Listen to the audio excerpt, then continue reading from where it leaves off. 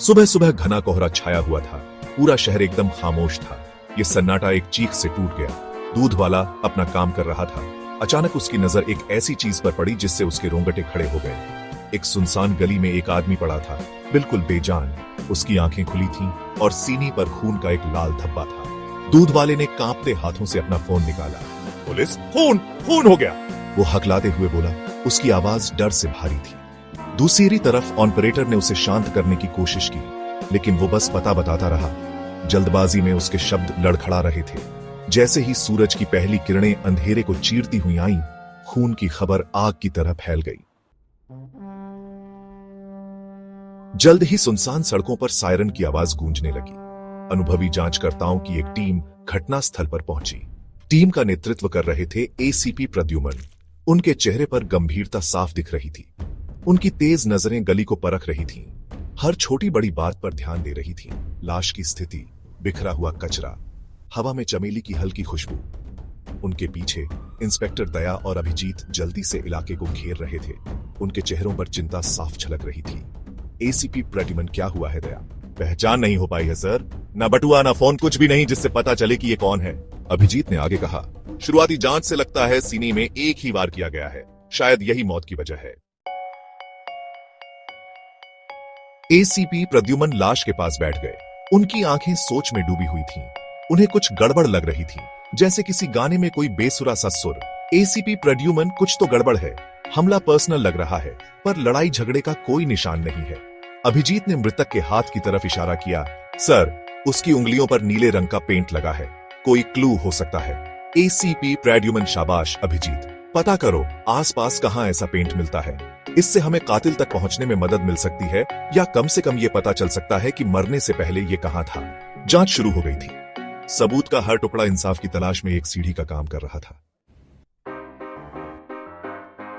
घंटे बीतते गए और जांच जारी रही। फोरेंसिक एक्सपर्ट्स ने पूरी जगह छान मारी, लेकिन उन्हें हथियार नहीं मिला। हथियार का कोई निशान नहीं है सर। ऐसा लग रहा है जैसे गायब हो गया। एसीपी प्रद्युमन की भौहें और सिकुड़ गईं। एसीपी प्रद्युमन, ये नामुमकिन है। कातिल इसे ऐसे ही लेकर नहीं जा सकता था, बिना किसी के देखे नहीं। दया ने कहा। हमने आसपास के सभी लोगों से पूछताछ की है सर, किसी ने कुछ अनयूजुअल नहीं देखा। हथियार का न मिलना हैरान करने वाला था। इस पहले से ही उलझे हुए केस में एक और परत जुड़ गई थी। एसीपी प्रद्युमन जानते थे कि हर हथियार एक कहानी कहता है। उसके बिना पहेली का एक अहम टुकड़ा गायब था। सर, कपड़ों पर लगे खून कुछ और ही कहानी बता रहे हैं। ये सिर्फ उसका खून नहीं है, एक और ब्लड टाइप है, AB नेगेटिव। फोरेंसिक लैब से एक उम्मीद की किरण जगी। सीआईडी के भरोसेमंद फोरेंसिक एक्सपर्ट डॉ.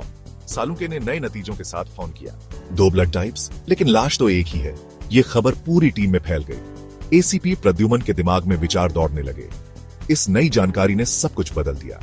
इसका मतलब है कि इसमें कोई और भी शामिल है, कोई जो लड़ाई के दौरान घायल हुआ होगा। ये मामला अब एक सीधा साधा खून नहीं रहा, ये अब एक पेचीदा रहस्य बन गया था, जिसमें कुछ लोग छुपे हुए थे। जैसे ही सूरज ढलने लगा, शहर पर लंबी परछाइयां पड़ने लगीं। थाने में तनाव के बीच फोन की तेज घंटी बजी। एसीपी प्रद्युमन बोल रहा हूं, उन्होंने जवाब दिया। उनकी आवाज तेज और चौकन्नी थी। दूसरी तरफ से आवाज धीमी और डर से भरी हुई थी। गोदाम, पुराना गोदी, वो कुछ छुपा रहे हैं। फोन कट गया। कॉल ट्रेस करो दया। एसीपी प्रद्युमन चीखे। उनका मन कह रहा था कि ये एक ऐसा सुराग है जिसे वो नजरअंदाज नहीं कर सकते। गुमनाम सूचना भले ही अस्पष्ट थी, पर उनके पास यही एक मौका था। समय कम था और वो देर कर रहे थे। रात के अंधेरे में सीआईडी की टीम पुराने गोदी के जर्जर गोदाम पर पहुंची। हवा में नमक और सड़न की गंध थी, जो होने वाले ड्रामे के लिए एकदम सही थी। दया, तोड़ो इसे, एसीपी प्रद्युमन ने आदेश दिया। उनका हाथ अपनी होल्स्टर के पास था। दया के जोर से पुराना दरवाजा टूट गया और टीम अंदर घुस गई। गोदाम अंधेरे में डूबा हुआ था। सिर्फ जंग लगी धातु की आवाज और दूर से आती सीगल की चीख सुनाई दे रही थी। टॉर्च की रोशनी ने धूल भरे बक्सों की कतारें और कोने में दुबके एक व्यक्ति की धुंधली आकृति को दिखाया। रुको वहीं, अभिजीत चिल्लाया। उसकी बंदूक कांपते हुए व्यक्ति पर थी। जैसे ही वो पास आए, व्यक्ति धीरे से मुड़ा। एक डरी हुई महिला का चेहरा दिखाई दिया।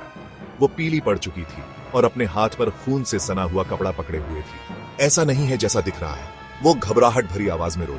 उसने उसने मुझ पर हमला किया। मैंने बस अपना बचाव किया। एसीपी प्रद्युमन ने उसे ध्यान से देखा। उनकी नजरें कुछ भी नहीं चूक रही थीं। उसके हाथ पर लगा खून, उसकी आंखों में डर, सब कुछ मेल खा रहा था। वो जानते थे कि उन्हें अपना दूसरा ब्लड टाइप मिल गया है, लेकिन उन्हें यह भी लग रहा था कि उसकी कहानी में और भी कुछ है। थाने में पूछताछ कक्ष की तेज रोशनी में महिला की कहानी सामने आई। पीड़ित, उसका बिजनेस पार्टनर पैसे चुरा रहा था, उसे फंसा रहा था। उसके हाथ पर जो नीला पेंट मिला था वो उसकी वर्कशॉप में इस्तेमाल होने वाले पेंट से मेल खाता था। एक ऐसी जगह जहां वो अक्सर जाता था। एक बात जो उसने पहले नहीं बताई थी, उसने उसका सामना किया था, झगड़ा हुआ था और मजबूरी में उसने अपना बचाव किया था। त्रासदी से उपजा इंसाफ हो चुका था।